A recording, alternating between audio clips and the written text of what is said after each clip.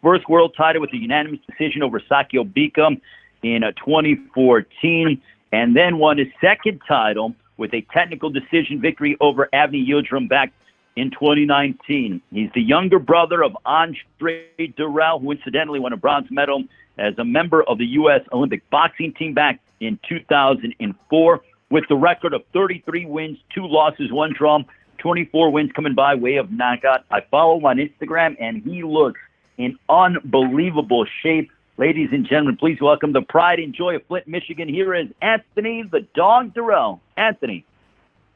What's going on, fellas? How y'all doing?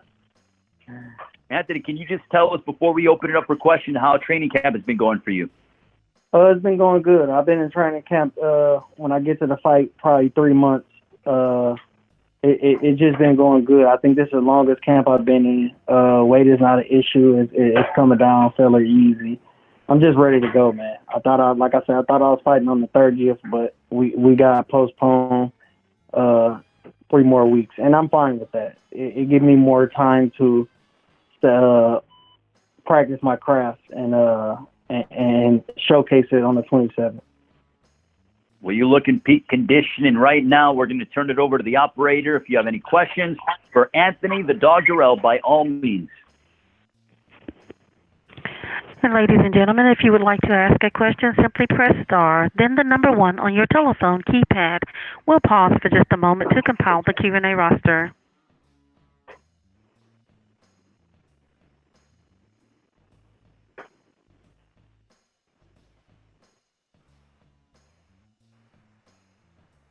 And again, if you would like to ask a question, simply press star, then the number 1 on your telephone keypad. Your first question comes from the line of Jeremy Herges. In some of the fight notes leading up to this, you said that you want to make a statement and go for the KO. Davis has lost but never been knocked out. Are you seeing anything particular on tape that makes you think that the KO is probable for you? I just think he bit off more than he can chew. He's good, but I'm in a different bracket. It's levels to this, so I'm going in there and displaying my experience and what I can do, and just gonna get him out of there. You put on a really gritty performance against Benavidez. Showed a lot of heart in your last fight. What did you learn from that fight, and what specifically did you take away from it? I honestly thought I was winning the fight until I got cut. I think he knows that. But like I said, that's water under the bridge. I'm not even focused on that. I'm not focused on any of my losses. I'm focused on the guy that's in front of me. That's Kyrone Davis. Because you can't overlook nobody in the boxing. You know, you got to respect everybody that steps in that square, and I do. But you know, I've been in camp too long, and I'm missing my family. And I want to get to them real quick. Final question for me. Like you, I'm also 36 years old, and I definitely don't think of myself as old, but boxing has its own standards. Is age impacting you at all, or do you feel pretty fresh for 36 years old? No, I feel good. I feel strong. I think this is one of my. I mean, I know everybody said one of my better camps, but it has been because I've been in camp for 3 months. So I was able to do more of what we needed to do to get ready. And I feel, like I said, I feel tremendous. The weight came off easy. I'm literally ready to fight right now. Thank you, Anthony, and best of luck. Thank you.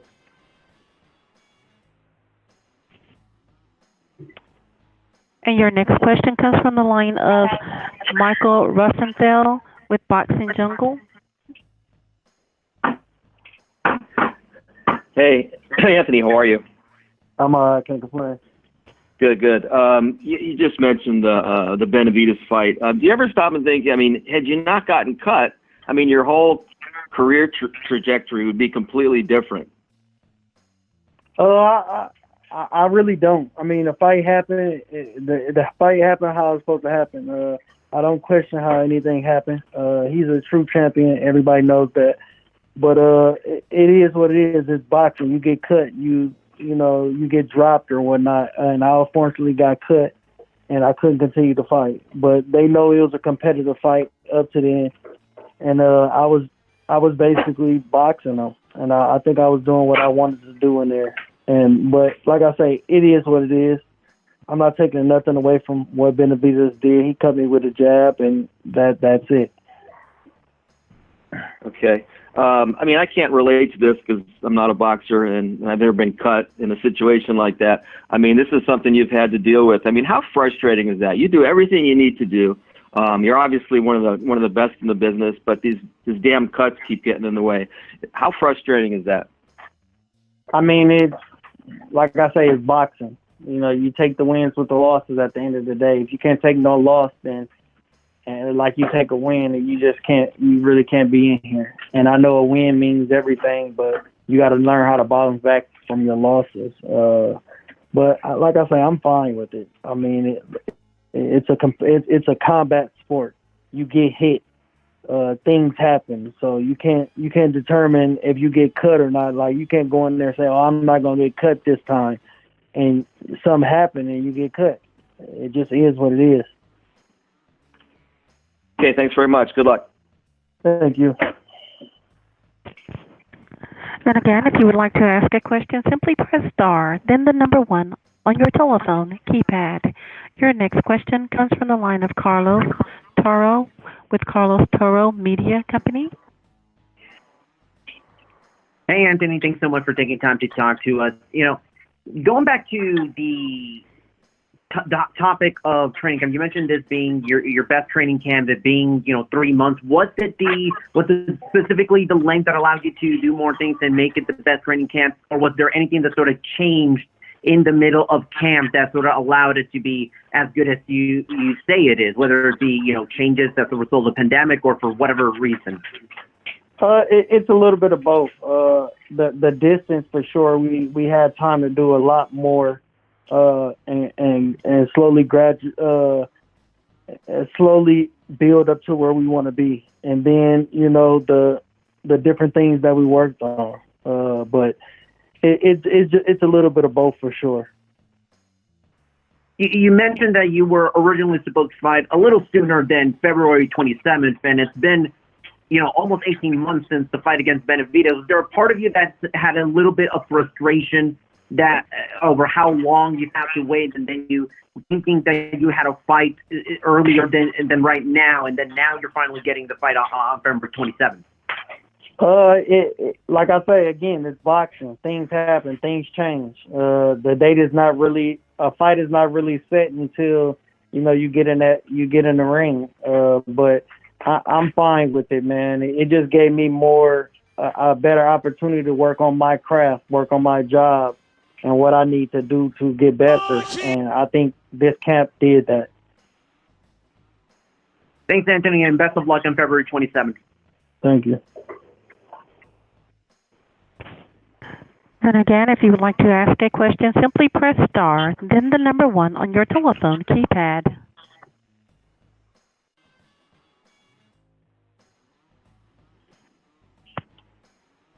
And at this time, I'm not showing any other audio questions. Okay, so what I'm going to do is I'm going to give Anthony, as I know he's got to go, and we appreciate the time from Anthony. But Anthony, give me your prediction for next Saturday, February 27th. It is a WBC Super Middleweight Title Eliminator matchup against Kyrone Davis next Saturday, live on Fox and Fox Deportes in LA. How's it going down? I'm knocking his ass out.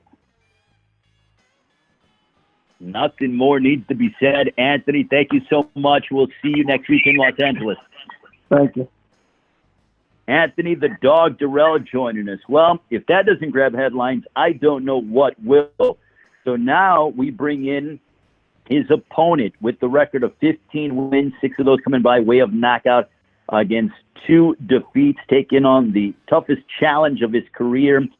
26 years of age from Monmouth, New Jersey, coming up to super middleweight for the first time in his career. His last fight, a TKO W over Antonio Todd in January of last year. His most notable victory came against Marcos Hernandez back in 2017. at the time that Hernandez was undefeated.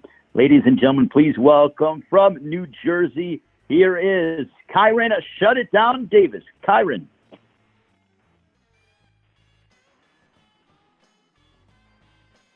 We have Kyrone Davis.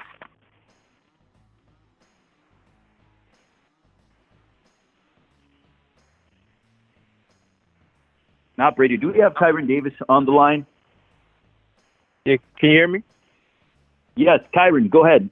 Give me your thoughts on how things have been going for you.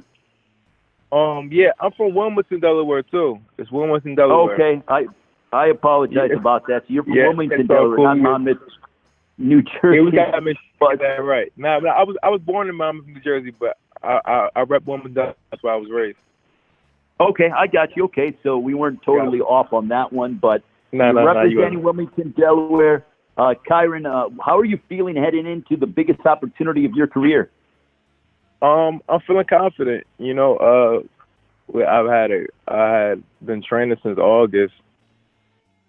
Just trying to get back, active because of the pandemic. But man, I'm just feel confident. I'm just walking into my moment and my destiny for real. Now, Kyrone, you're trained by Stephen Breadman Edwards, if I'm correct on that, right? Yeah, you're right. Okay, so he has been in the corner of Julian Williams. I think he's so emblematic of what it means to be a fighter or a trainer from Philadelphia, a rich boxing city. How much have you learned under Stephen Edwards? I've learned a lot. I mean, he's been a role model. He's been a great teacher, and I've learned a lot. All right, at this time, we're going to open up for questions from the media for Kyrone Davis as he will square off against Anthony the Dog Dirrell next Saturday night, February 27th, live on Fox, and also Fox Deportes, 8 Eastern, 5 Pacific time, presented by Premier Boxing Champions and promoted by TGB Promotions. Operator? And again, if you would like to ask a question, simply press star, then the number 1 on your telephone keypad. Your first question comes from the line of Michael Rosenthal with Boxing Jungle. Hi, how are you? Thanks for taking the time. My question is, you just mentioned destiny. Tell me what this fight means to you, this opportunity. Well, I've been doing this for a long time. I've been boxing since I was 8 years old, and trials and tribulations, and just working hard, and just keep them staying focused no matter what has happened in my life. And I just feel like this is just my moment. I always dreamed of this kind of opportunity, and now that it's there, I got to seize the moment. I got to take full advantage of it. It's just something that I'm just walking into. I'm confident in that, and I believe I'm going to be victorious. Obviously, Dirrell is a good veteran fighter. Tell me what challenges you think you face against him. I mean, it's an ultimate challenge. He's a good fighter. He's 2-time world champion. He has a lot of pedigree. He has a lot of experience. So that's all there. But every dog has his day. So I plan on capturing my moment. You know what I mean? I'm not really worrying about what he has done. But what he has done has made this moment bigger, and I'm just thankful for the opportunity, and I'm gonna make sure that I'm victorious. Last thing, what do you think it is that will allow you to beat Dirrell? I can't tell you the game plan, but what do you bring in general? Yeah. Just tenacity. I'm gonna bring tenacity. It's gonna be a great fight. I think he's gonna bring it. I think he knows what this means, and I think that my edge is on the youth. I feel like I'm gonna be the better man that night. Great, thanks so much. Good luck. Mm-hmm. Your next question comes from the line of Jeremy Herriges with Stan Cited. Hi, Kyrone.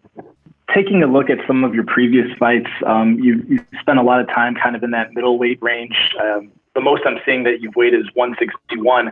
What made you want to jump up to 168? It's an opportunity I couldn't turn down. You know, I think I'm a lot bigger than people think that I am or expect me to be. I think that people are gonna be surprised when they see me in the ring and my the way I look. So, but you know, I think this is a great opportunity. It's not something you turn down. This is what I've worked hard for, and you get an opportunity like this, you take it. As far as kind of preparing for a new division, have you been doing anything differently in training, working with bigger fighters, anything along those lines? My sparring partners we have been working with is bigger, but I always spar with bigger guys. So, but we mimicked it a little bit, but I mean nothing really totally different. We just we're eating a little bit more, and I feel comfortable. You know, it's a weight class jump, but it's nothing crazy. So I feel like I'm be in good shape. I'm assuming that you've watched his previous fights, and now I know in talking to Anthony just now, he attributed a big part of his loss to David Benavidez to cuts. Did you think that the cut played the biggest factor, or did you see other things that he did that maybe you could take advantage of? I mean, Benavidez is a good fighter. You know, he was coming in with the momentum, and Anthony Dirrell, I feel like in that fight, you know, he couldn't handle what Benavidez was just bringing to him. Just you know, and I think that's just what it was. I think that he fought well, but you know, I don't know if the eye had nothing to do with it. I don't know how great he could see or nothing like that. But in that fight, it just looked like Benavidez was just more of the hungrier fighter. Thank you very much, and best of luck come fight night. Right. And your next question comes from Carlos Taro with Carlos Taro Media Company. Hi, Kyrone. Thanks so much for taking time to talk to us. You know, earlier in the call when we had Anthony Dirrell, he mentioned you kind of biting more than you can chew when it comes to taking this fight against Anthony. Do you sort of have a response, or do you have any thoughts on Dirrell's comment? It's just a comment. You know, he can say what he wants to say. We got to fight. We got to get in the ring. So, I mean, that's how he feels. I mean, that's just how he feels. I mean, a lot of people got a lot of feelings about this fight. Those are just feelings. We got to get in the ring. We got to fight. So, I mean, it's going to be what it's going to be. I'm not really getting too wrapped up into anything that anybody got to say about this fight or how he feels or how his camp feels or how anybody feels, honestly. With this fight being a super middleweight title eliminator, and it's, I believe, your first PBC on Fox main event, there's sort of an extra sense of motivation or pressure or excitement that you're feeling that being on this stage against a former world champion, with the stakes being what they are in this fight. Absolutely motivated. You know, this is a big fight for me. You know, this is something that, you know, I've always dreamed of. So, I mean, the moment is bigger, so I got to rise to the occasion. That's what makes a good fighter great. So, doing that is what I expect to do. So, I mean, the moment is bigger, and as you can expect, the pressure is a little bit bigger. So, I'm embracing it all, though. I like it. Lastly, you know, Dirrell was mentioning him wanting to knock you out. Do you foresee this fight being a tough slugfest, a brawl, a dog fight, or do you kind of foresee this being more of a chess match or a boxing fight? We'll see. I mean, I think he always looks for the knockout. I don't think that you always get the knockout. I mean, sometimes you look for the knockout, you don't get it. Sometimes you look for it and you get caught. I mean, it is what it is. I don't expect him to say anything less than him wanting a knockout. I'm pretty sure he wants to look impressive. So, like, you know, so do I. So, I mean, it is what it is. I don't really foresee this fight going to either or any of those ways. I just think that it's just going to be what it's going to be. I'm going to adjust to what he's doing, and he's going to try to adjust to what I'm doing, and we'll see how it goes. I don't really have any predictions of what kind of fight it would be, but whatever fight it's going to be, I'm going to be ready for it. Thanks, Kyrone, and best of luck on February 27th against Anthony. Appreciate it. And your next question comes from the line of Ruben Cook with All Belts. Hey, Kyrone. What's going on? How you doing? Doing pretty good. My question was wondering, with a lot of young guys, young boxers growing in the sport, where do you see yourself going with the future of this division and the future of the sport? Well, you know, I have high aspirations. I want to be world champion. So, I mean, I see myself as one of those guys that win a world title. I don't really look at other people. So, I mean, I watch boxing because I'm a fan of boxing, but I don't really look at it in that way. I just kind of like try to walk into my own footsteps. I'm not worried about what everybody else is doing. But, you know, I have goals, and I want to be world champion, and I want to put that respect on my name. So, I'm ready to prove that. Your last fight, you ended in the 4th round with a TKO, and Dirrell has already come out saying he's looking for that early round knockout.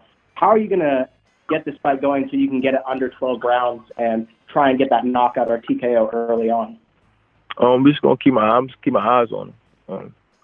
We're gonna work, and we're gonna see what opens up, and we're gonna see if we can land some. But I mean, it's a lot of layers to the fight, you know. So we'll see what happens. You know, a lot of things that can happen in the fight, depending on what he do and what I do. So I mean, like I said before, I'm not predicting, you know, what kind of fight it's gonna be, but whatever fight it's gonna be, I'm ready for it. Sounds good, man. Good luck. Thank you. Appreciate it.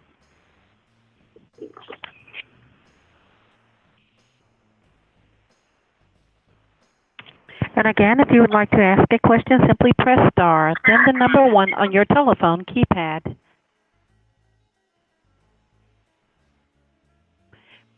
And your next question comes from Keenan Atchison with TL Vision Sports. Hey, Kyrone, how you doing today? How you doing? Good, good. If you get a scalp like Anthony Dirrell on your resume, you know, what does that mean for you, and what will that do for you as far as the rest of your career goes? It'll definitely boost me. Like I said before, he's done some good things in the sport. So a win like this definitely put me on people's radar. People writing me off. So, you know, it is what it is. I win this fight. You gotta look at me different. You gotta put a little bit more respect on my name. So I mean, I'm looking to seize this opportunity. Okay. And looking at your resume, mostly been fighting at middleweight for the most part. Does your body feel a lot stronger being at 168 or going into fighting at 168? Honestly, I feel good. I feel really, really good. I'm actually surprised how good I feel.